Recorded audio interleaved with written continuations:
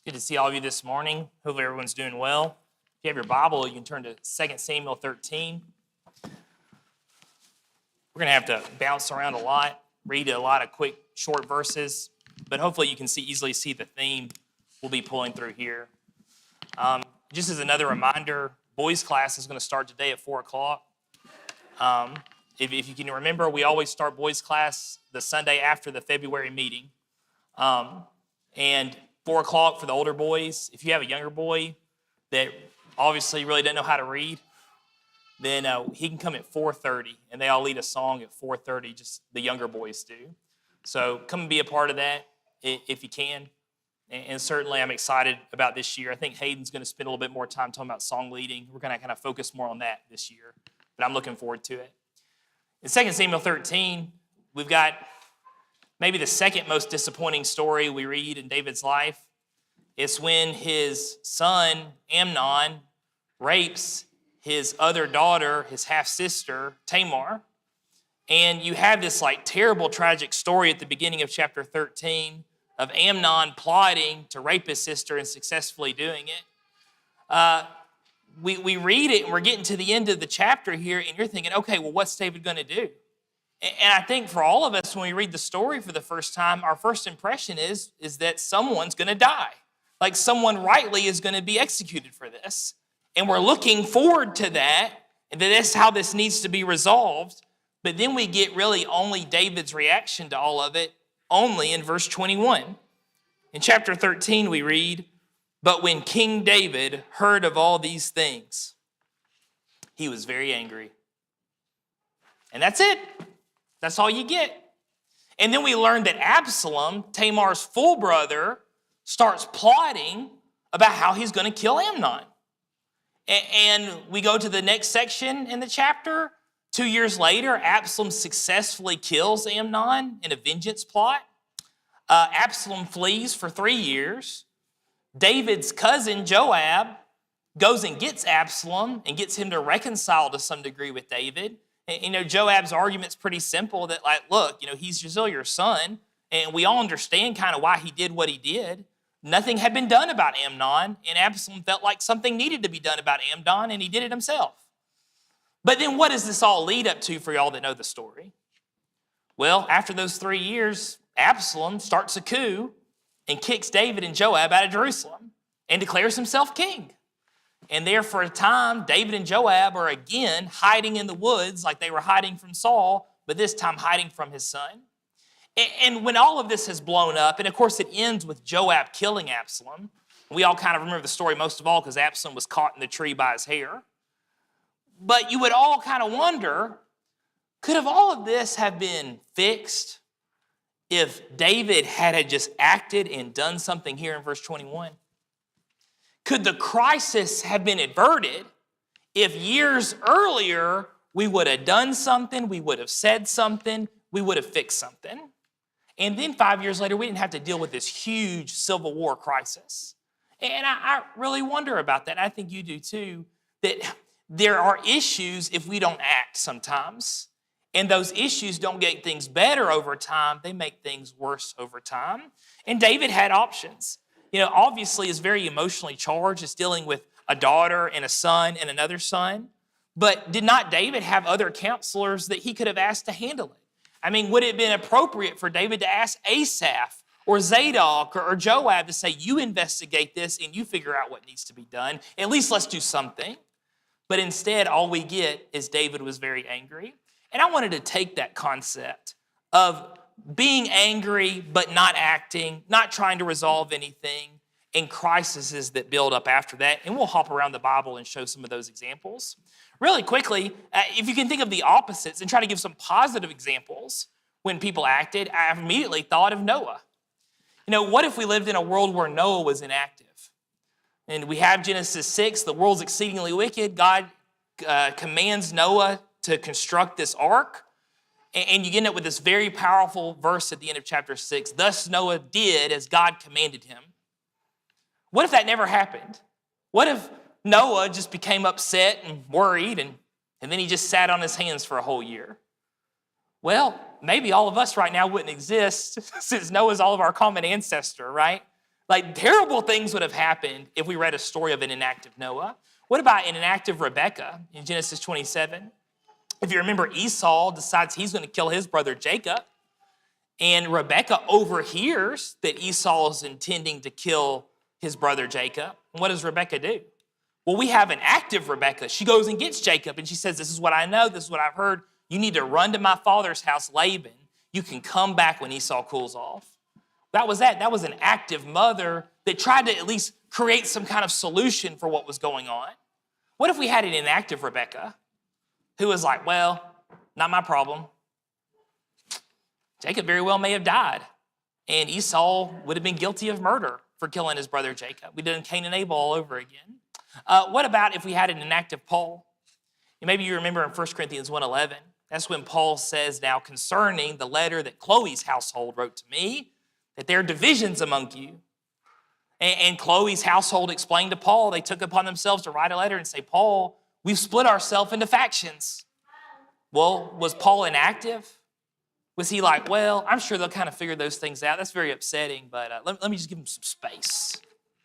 No, Paul wrote a letter, and he sent somebody with that letter, and he was saying, hey, let's fix things now so we don't have some crisis when I come years in the future, and there's only 15 people meeting at the church at Corinth now because all the different factions have split up all over town. No, let's handle it right now when it's a small problem before it becomes a big problem. Are we thankful that these people were active believers? Yes, we're very thankful. And so I could look to David and go, man, I wish he had been active at least at that particular moment instead of having an inactive David in 2 Samuel 13. Well, if we kind of take these general principles that I think we can easily see throughout the scriptures and apply them to us, I think we get a very telling and commanding thought that the church itself and the brethren themselves, we must be active brethren instead of inactive. Because what do inactive brethren cause, if we've already seen in David? Inactive brethren eventually cause crises. And if you think about this, and again, I'm trying to be very fair about it, do local churches still have crises even though they have active brethren? Of course they do. There's still things that go down. There's things that are invisible to us and we don't know until it's sort of too late. Of course those things happen. But we can keep those crises pretty small if we handle other problems before they become big problems. I don't need more crises. Just give me the ones I'm completely blind to. And there's things that we could be doing today that protect us tomorrow, unlike what I think David did in 2 Samuel 13. And let's look at some quick, easy examples about that. And this sermon's not about elders, but I feel like it'd be needful to start there. It would be worse if elders did not check in on you.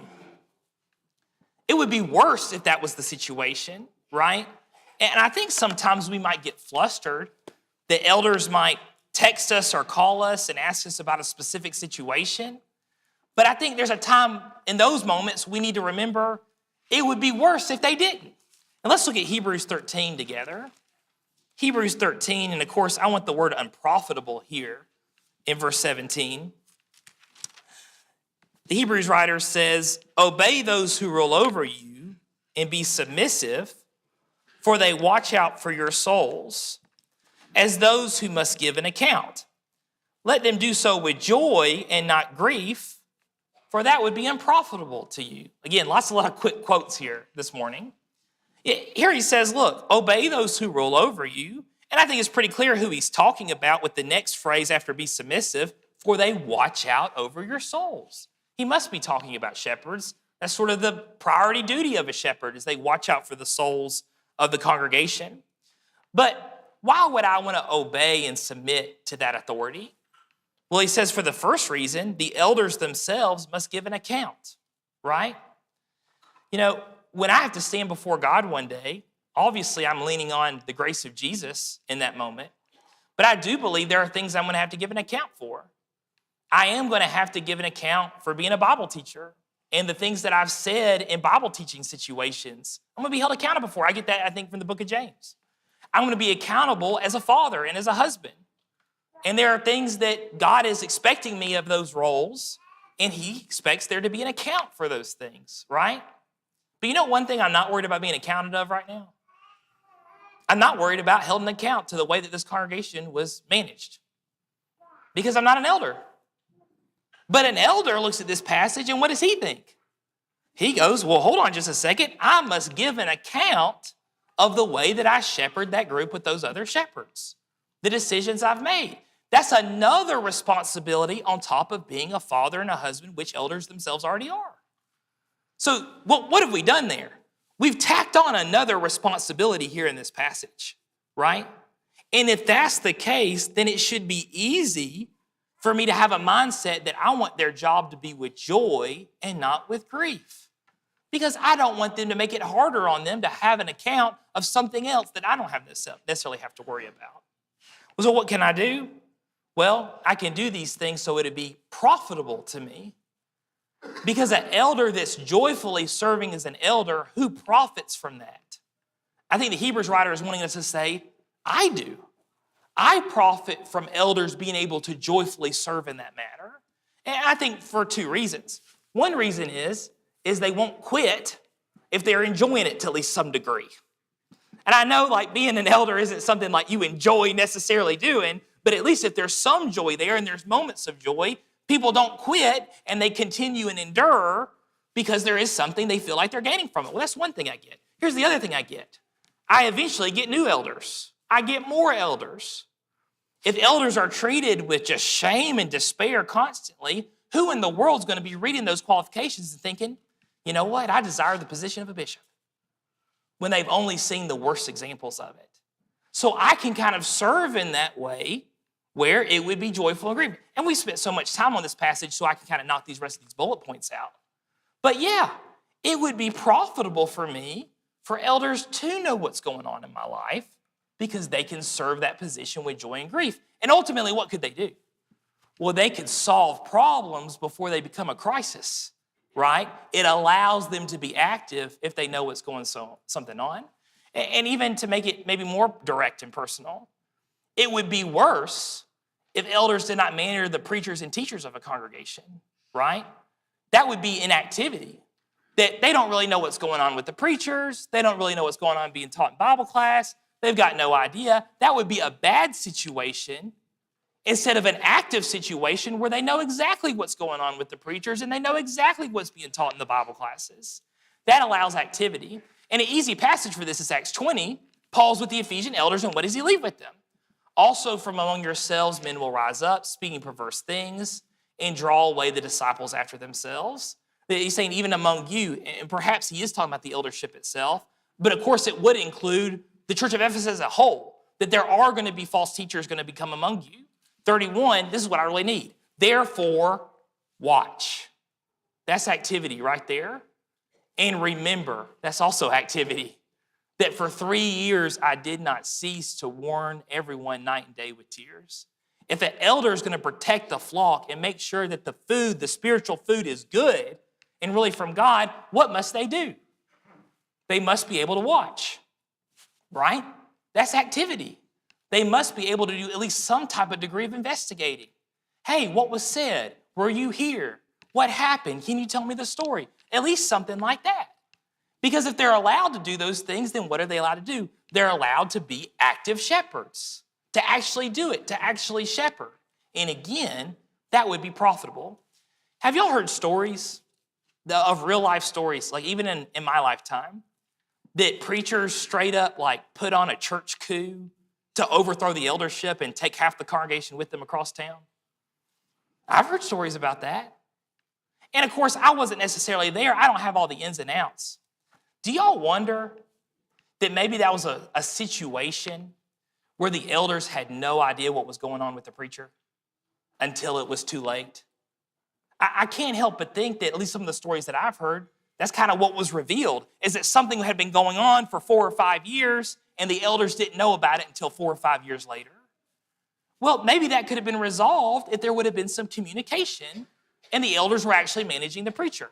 Now, that's to the benefit of the elders in the church that happens, but I would also say this, it's also a benefit to a preacher if the elders would manage a preacher. Do y'all know of stories of preachers that were in financial or spiritual needs or whatever needs they have, and they just simply were not being met? And eventually the preacher quits preaching forever in misery.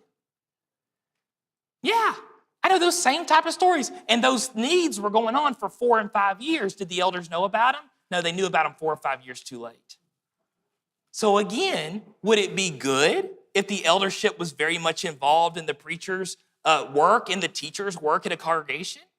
Absolutely, it would be good. This is a situation when being active would be a good thing, not being inactive, which would maybe lead to a rebellion like even that David had to deal with.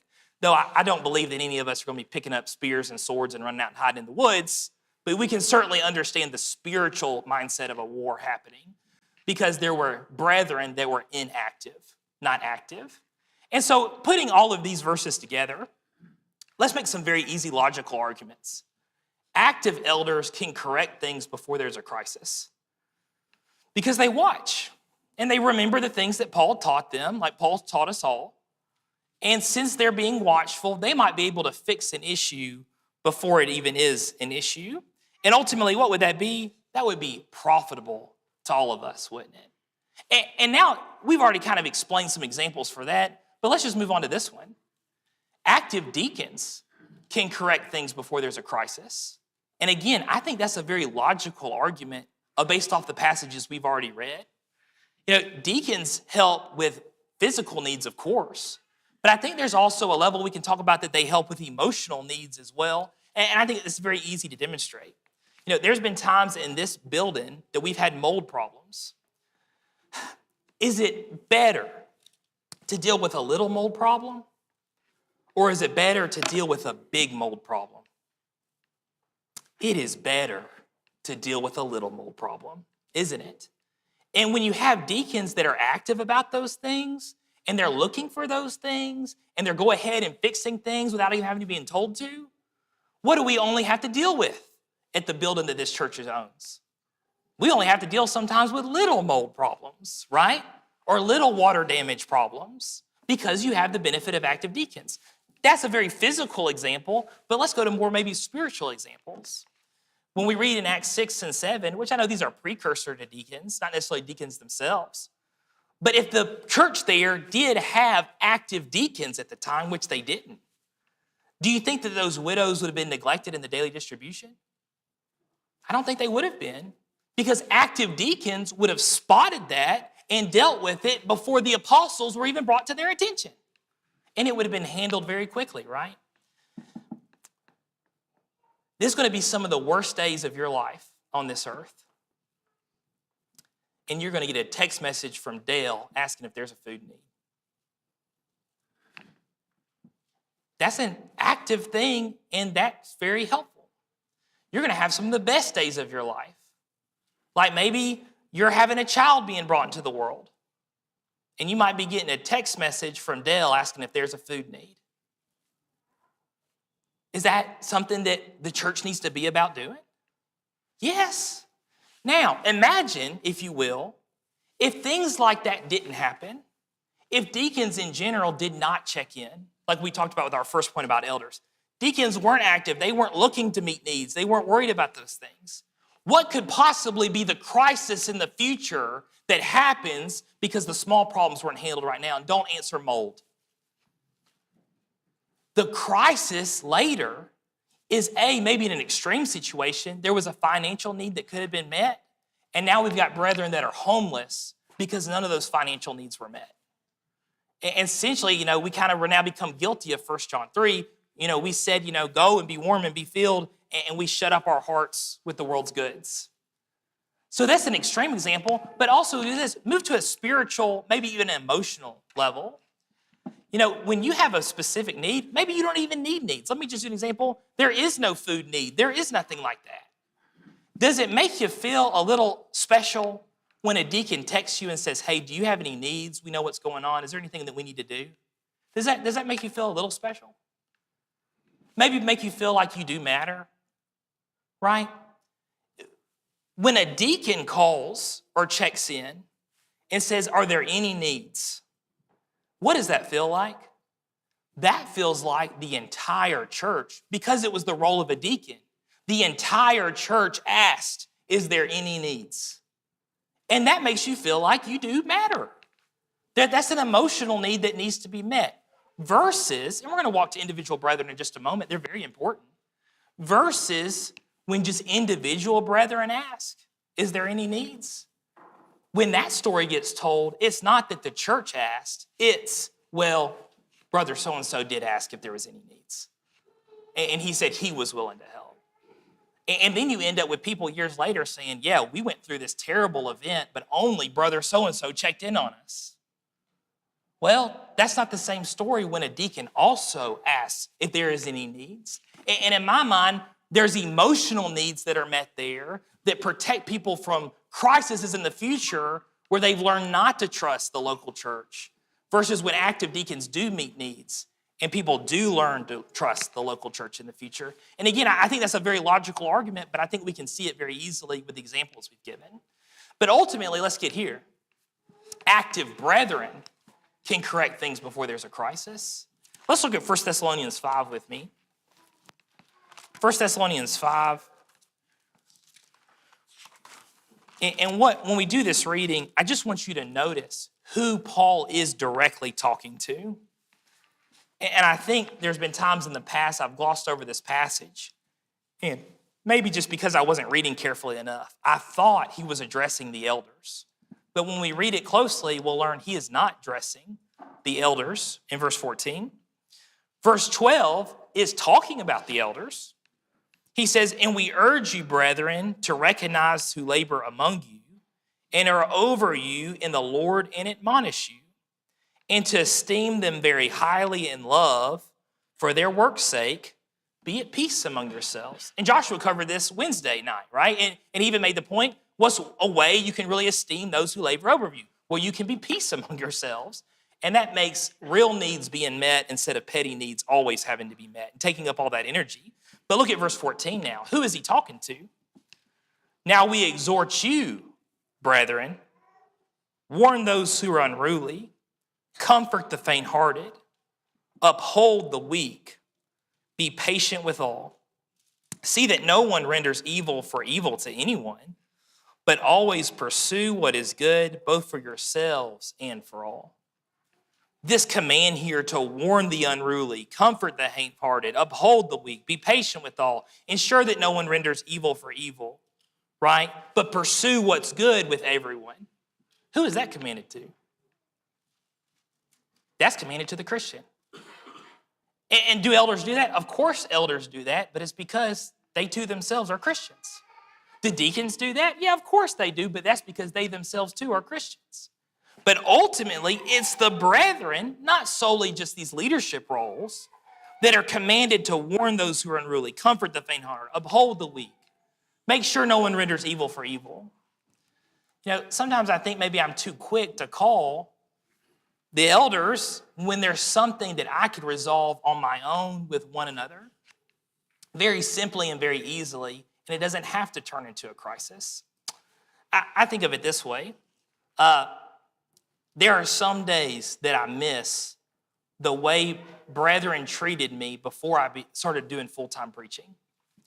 I remember a time where I would have friends at church that were brothers and sisters, and they'd be thinking about something, they'd be working through something in their mind, and very casually, they would call me or see me, we'd meet up somewhere, doing something different, and they would drop a question on me. They would say, what do you think about this? And you can kind of tell sometimes from the question, this person is really struggling with something. And they're trying to figure out the best answer. Is it easier to go to a brother or a sister that you sit by in the pew and it's become kind of one of your buddies? Is it easier to go to them and ask for help sometimes rather than it is to go and ask a preacher for help? I think it is easier to go just ask a brother or sister for help sometimes. And I also think, even with Paul's statement here, that often it's the regular old brother and sister that has the most influence. That they can maybe see a problem before anybody else does. Because let's face it, 5 elders, 2 preachers, and 12 deacons is not enough to meet all the spiritual needs of all 250 of us.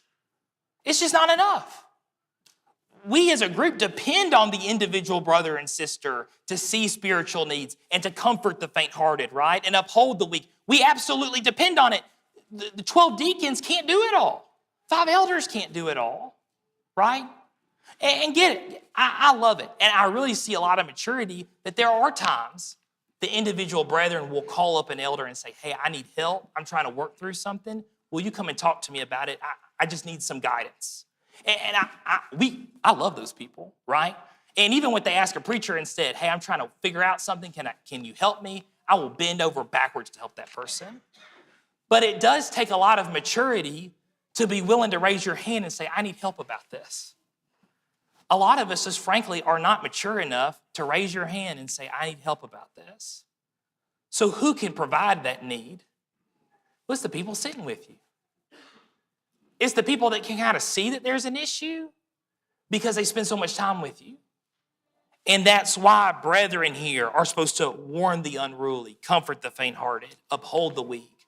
Because in my mind, they're the group of people that are going to see it first. Now, again, let's propose the inactive Christian. What if you do know something's going on in your brother or your sister's life, and you just tell yourself, well, that's not my problem? Oh, well. Maybe like David, we could say, well, I was very angry that was going on. 5 years later. What happens 5 years later? Complete, utter breakdown crisis. And what could have happened? Well, 5 years ago, you could have warned the unruly and we could have stopped it right there. That's an active person like David was not in 2 Samuel 13. Can active brethren correct things before there's a crisis? Absolutely. Active brethren can correct things before there's a crisis. And here with me at the very end, let's just consider 2 passages. And in my mind, these 2 things describe the active servant, right? One is what we did recently in the young adult class, small auditorium class, Philippians 2:12. Paul is concerned about the Philippians, and he says, look, I don't know the next time I'm going to get to return to you. So he makes this point. Therefore, my beloved, as you have always obeyed, not in my presence only, but now much more in my absence, work out your own salvation with fear and trembling. For it is God who works in you both to will and to do for his good pleasure. Does the active servant sit around and wait for Paul to return to solve all the problems? No.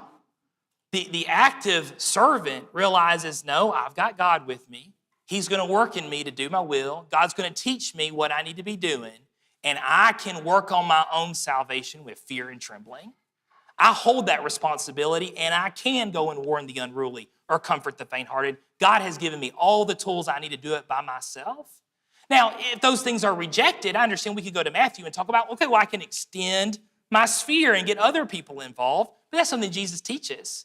That's not going off the ladder here. This Friday, we were at Sister Pauline's funeral, and I asked Mary Lou about it. In Pauline's obituary, there was one little line there in the end. It's very hard to sum up someone's life in 2 paragraphs, but there was one little line there at the end that said, and she was very active in the church, period. And I went up to Miss Joy and I said, Miss Joy, there's a lot of people at church that can validate that this sister was very active in the church, right? You know, when you consider people like that, was that a sister that was going to see an issue or see a need and go, well, not my problem? No. That's someone that was expecting to work on their own salvation with fear and trembling, and they didn't need Paul to come and do it for them. Paul had already taught them what to do. They could do it themselves. And that's the active servant that stops crises before it begins. And ultimately, God supports that person, right? Verse 13. And that's why it's all possible. What would be the opposite, though, of the active servant? Would it not be that 1 talent man in the parable of the talents? When Christ gave him his talent, his money, he didn't invest it with the bankers, but he just went and buried it so he could just return it one day. And he had no desire to serve, but just simply to just try to give back what he had already been given. Verse 24 of Matthew 25, Jesus says this about him. He says, then he who had received the 1 talent came and said, Lord, I knew you to be a hard man, reaping where you have not sown, and gathering where you have not scattered seed. And I was afraid, and went and hid your talent in the ground? Look, there's what is yours. But his Lord answered and said to him, you wicked and lazy servant. You knew that I reap where I have not sown and gather where I have not scattered seed. So you have also deposited my money with the bankers. And at my coming, I would have received back my own with interest. So take this talent from him and give it to him who has 10 talents. He says, you wicked and lazy servant. And I really think in this passage answers a lot of the times why we aren't active disciples. Maybe one of the reasons why we're active disciples is because, like what's mentioned here in verse 24, we're afraid. And when we say, not my problem, really what we're saying is, I'm too scared to interact. Which God didn't call us to a spirit of fear. God didn't teach us to be afraid. That's not being a disciple. The other one, I think, is the Lord's condemnation of the servant. Wicked and lazy. God didn't teach us to be lazy. God taught us to be active. And I imagine that David dealt with the very similar things. I think there are times that David was being lazy. When I read the Bathsheba story, I think David was being lazy. There are times that I think David was afraid. And when I read 2 Samuel 13, I think that's the issue. I think David's so afraid about what's happened in his family that he's not willing to do anything. God did not call us to be lazy. And God did not call us to be afraid. God called us to work out our own salvation with fear and trembling. And he will support the person that works on those things. Thank you for your close attention. If there's anyone here this morning that needs the prayers of the congregation, we have that opportunity made for you right now. But also, if there's anyone here that'd like to obey the gospel, and the first active thing we do is submit to the Lord. And if we can help you submit to the Lord this morning, why don't you come forward as we stand and as we sing.